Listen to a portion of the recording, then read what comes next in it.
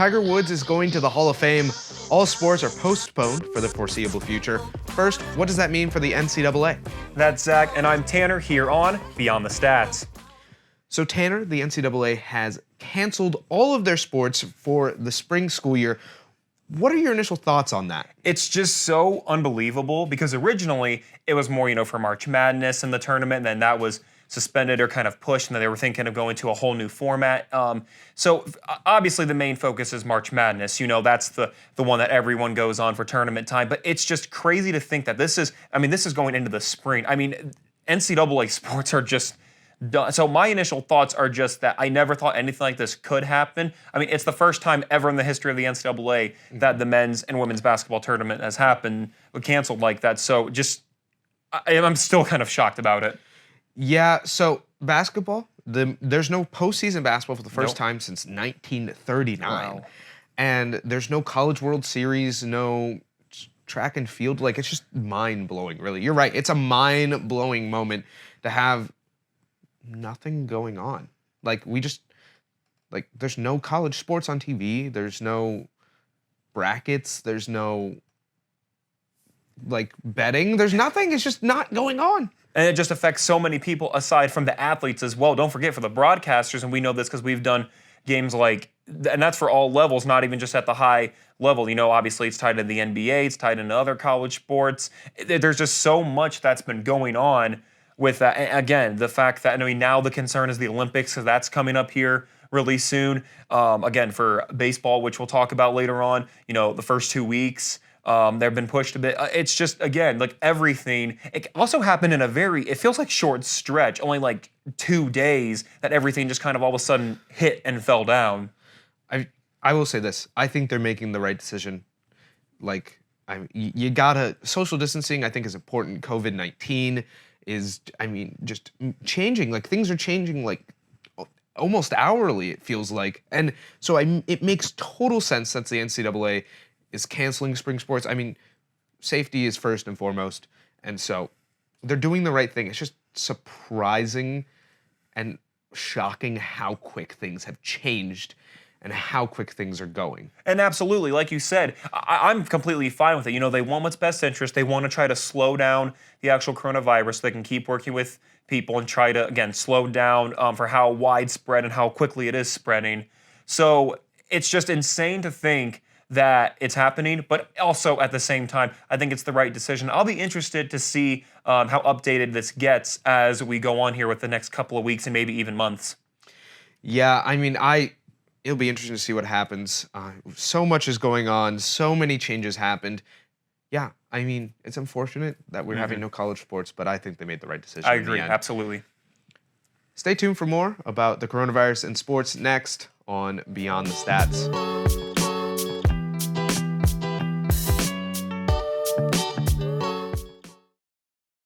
I work for the best college radio station in the nation. It's not New York City or Chicago, it's Goshen College.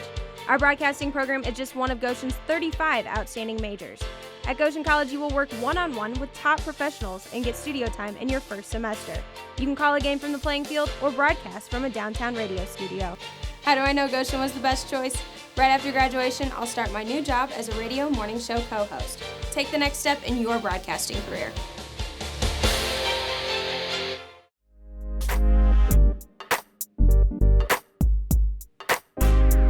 Welcome back to Beyond the Stats. Okay, Zach, so the NBA has suspended their season we know for sure 30 days because of the coronavirus. That's obviously the reason. Kind of just break it down to us what that means then. So, we have to start with how it happened. So, what really happened, Thunder and Jazz were about to play Wednesday night. You know this, I know this. And then Rudy Gobert was sick, and then they found out he tested positive. They canceled the game. Or postponed the game, really, and then they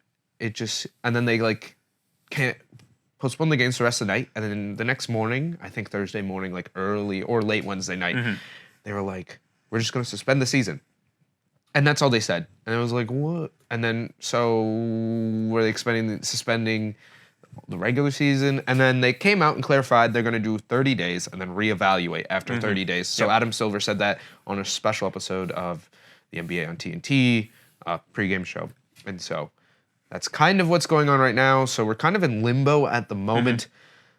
Again, it seems like they're doing the right thing. They're suspending the season, or at least part of the season, and they're making sure we aren't, staying safe, staying healthy. Things like that. I think one big thing is that the NBA has sort of addressed, that they could continue addressing, is the idea of what are they doing with these people that are working in these stadiums that need to be paid. They're getting hourly pay. So I know some players like Blake Griffin, Zion Williamson have pledged to pay for some of these people's salaries. The Dallas Mavericks are paying for people's salaries. I mean, there's at least one other team, if not a couple more, that have announced in the last couple of days. So I know. So yeah, it's just like we're talking about sports, but it's not really about sports anymore. And I think when we go back to this, mine was just the fact everything happened so sudden. At first when it was postponed, no one was really sure what the reasoning was. Then it was told that somebody was sick, so of course that kind of raises an eyebrow. And then when it finds out that it's one of the own players, again, in Rudy Gobert, and then later they also found out that it was Donovan Mitchell who also has that, which luckily, latest update is that everything's going well. He's luckily going to be on the right path to being healthy again. But again, it just all happened so fast. First we hear just about weird, okay, so why are we waiting a little longer for the game? Then all of a sudden, game postponed. All right, that's okay. Then all of a sudden, like a couple hours after that, we just hear, all right, NBA suspended. And when you hear that, it's just like, whoa, wait a minute. Everything happened so fast. So I think the decision to go, it seems like they're going to go month by month is what the guess would be, especially since we're starting to get closer to that postseason time, depending, maybe they'll change the format. I'll be interested to see how that works out. But I like the decision to go just 30 days, see how the situation is, double check with other players in case there's any situation or symptoms of coronavirus. But I like the decision from Adam Silver to go 30 days to start. Yeah, 30 days seemed like a good amount, and then they can reevaluate. The NBA playoffs is the second. Starts the third week of April usually. The last game's usually about April 14th, 15th. And so we'll see where they're at it in 30 days, see if we just maybe jumping right into the playoffs makes sense. Teams, I don't think there's going to be any big dramatic changes about who's making the playoffs between now and the April 14th or 15th, the end of the season. I think the teams that are there now are probably going to be the teams that win. There might be a little bit of vying in the West, but I think the Eastern Conference is pretty set. So we'll see what happens. I think they're making, I think the right choices are being made. I think games are not being prioritized. Adam Silver made a comment about how when they had their meeting to officially suspend the season, none of the owners brought up money, and I think that's really huge. Absolutely, everyone in the NBA is realizing, hey, we can't worry about money. We can't worry about sales. We need to worry about people's health and safety. And I think that's huge at a time like this. It's a pandemic going on globally, national emergency announced by President Trump. So the NBA, I think, is doing the right thing. Absolutely. And again, it'll be interesting to see how this goes on throughout these next, couple of weeks here. I hope they find a way, but at the same time, whatever they need to do to put the players and the fans as well in the safest possible position, I'm fine with. Also, and kind of like you say with the East and West, West might be a little bit battle for the East. I know for sure at least 6 or 7 teams are pretty secure at least. Now in terms of where they're at, that's fine, but they know certain teams are pretty locked in for where they'll be at. But no, I'll be excited to find out how that goes, and best of luck to and thanks also to the staff for doing everything that they can to keep those players healthy and everything. Yeah, I think they're doing the right thing. It'll be all good in the end. Absolutely. The NFL and its updates on the CBA contract when we return on Beyond the Stats.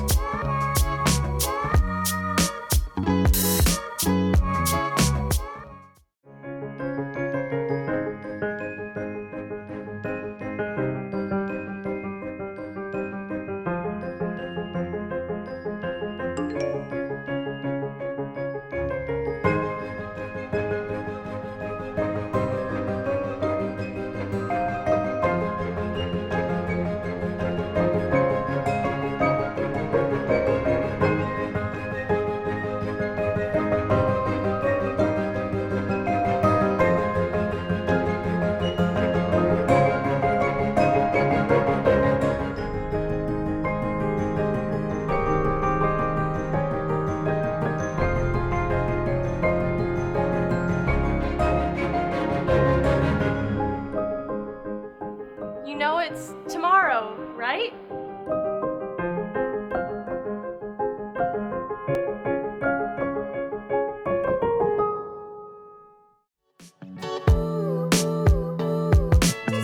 More Beyond the Stats with Zack and Tanner.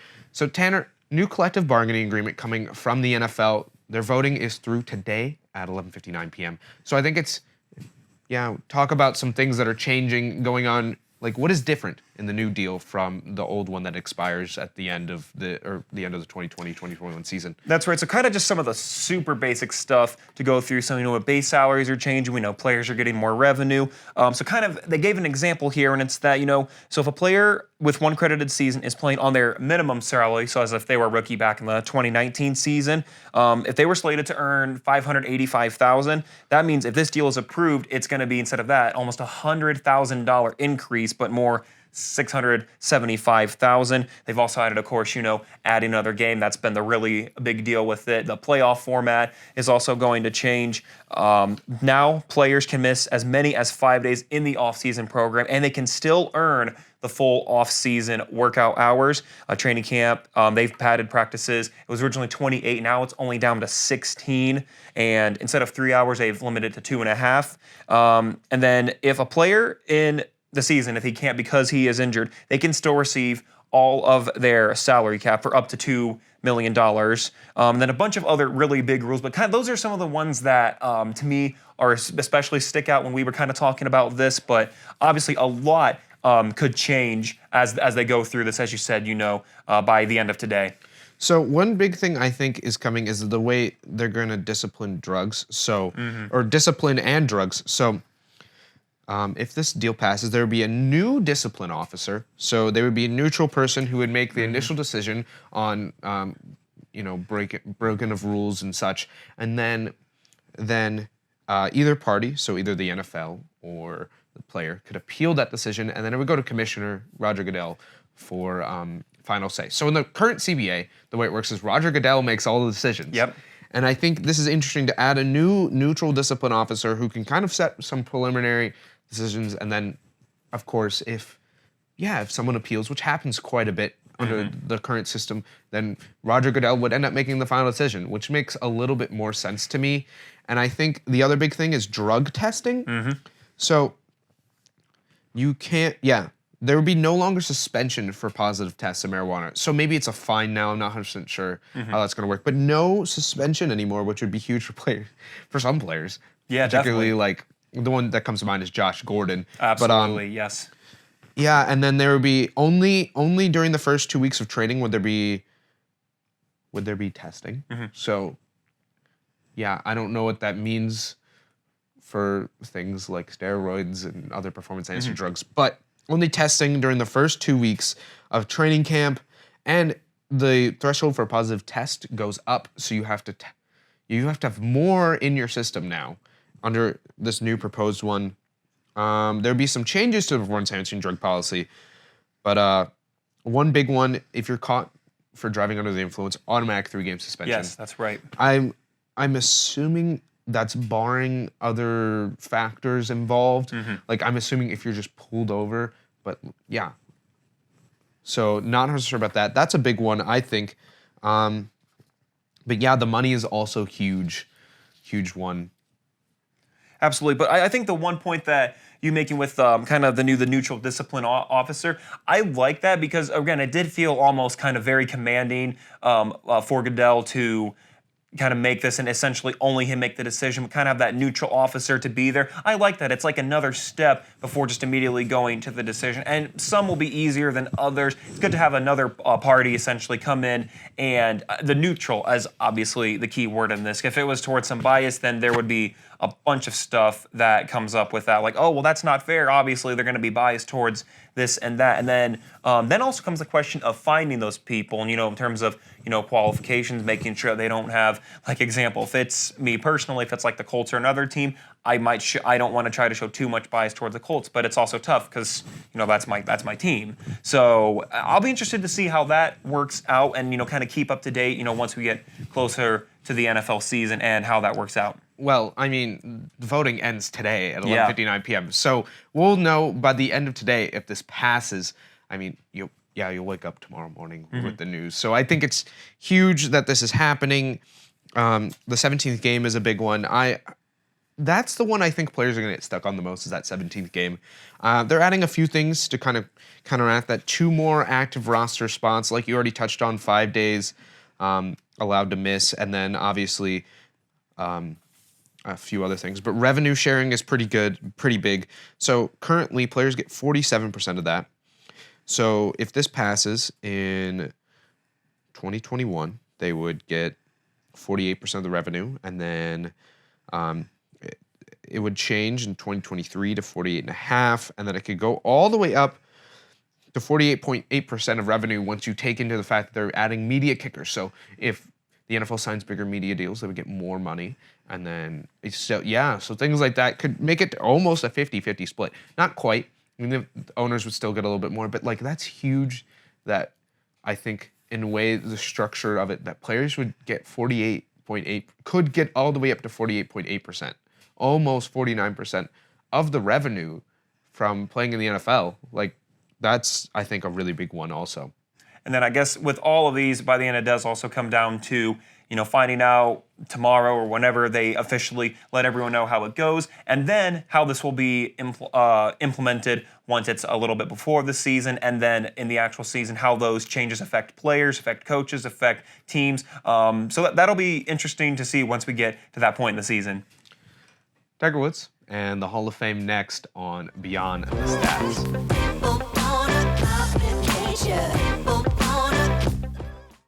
Goshen College students enjoy an amazing success record, and we have some impressive numbers to prove it.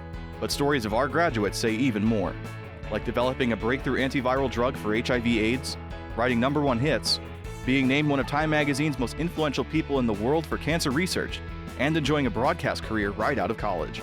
They all started with a real-world education on a campus that makes everyone feel at home. See how the numbers add up and schedule your campus visit today at goshen.edu/visit.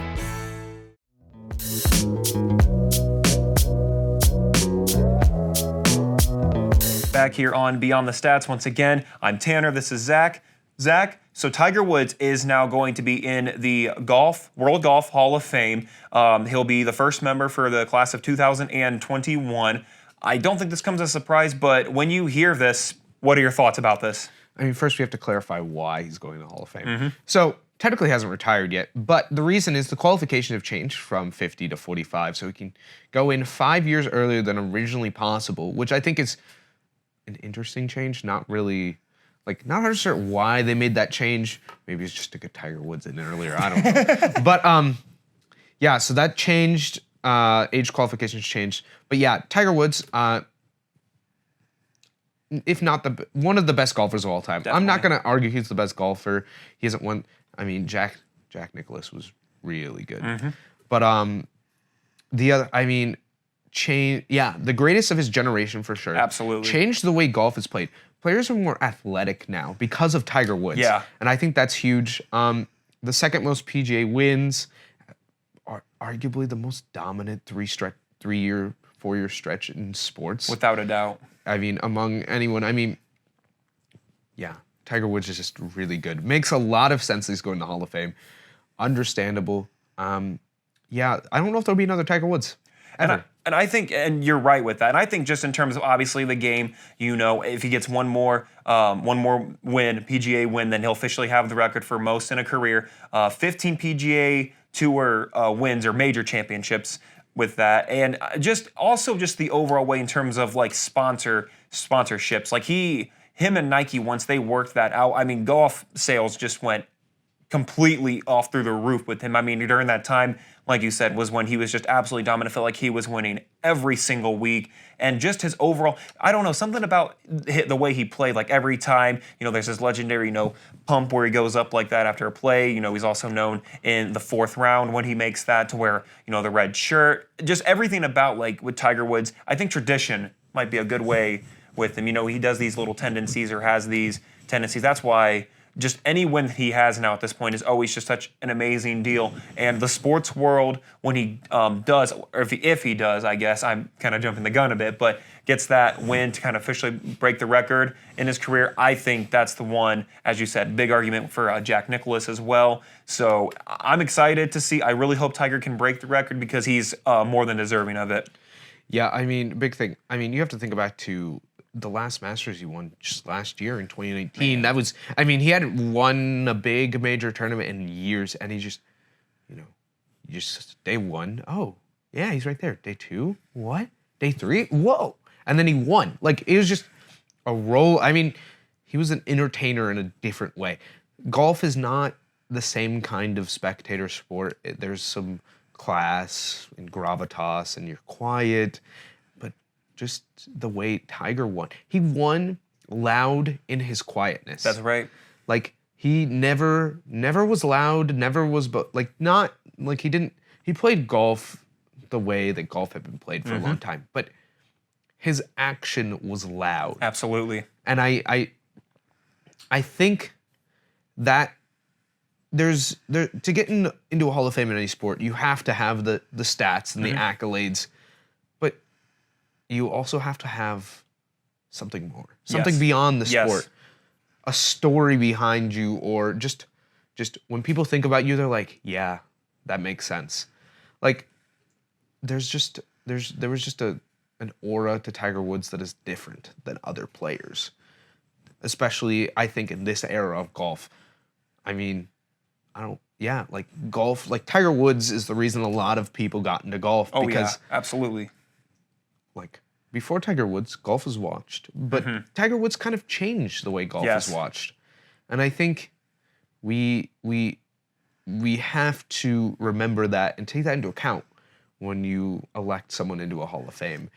And yeah, there's just no reason not to put Tiger Woods into the Hall of Fame. No, I agree with that absolutely. Basically, with just the way he's changed the game, and this is not just in golf, but even just in the sporting world. I mean, a lot of people who even just play for fun, try to emulate Tiger and what he does, and just his presence for the game and his passion. It always showed every time he played. And then, of course, there was the unfortunate stretch, where he's having problems with his body. But even with that, some people, when you go through something like that, you almost never recover from that. Not even just from the physical part, but just the overall mental aspect. Now, he probably would have still played for fun, but not at that competitive level. But that's the part to me that's impressive, that he has shown that he can come back and win those major championships and win on the weekend. So he has built a legacy in not just golf, but in sports in general. That is one that will be looked up to forever, basically. He's a major part of sports history.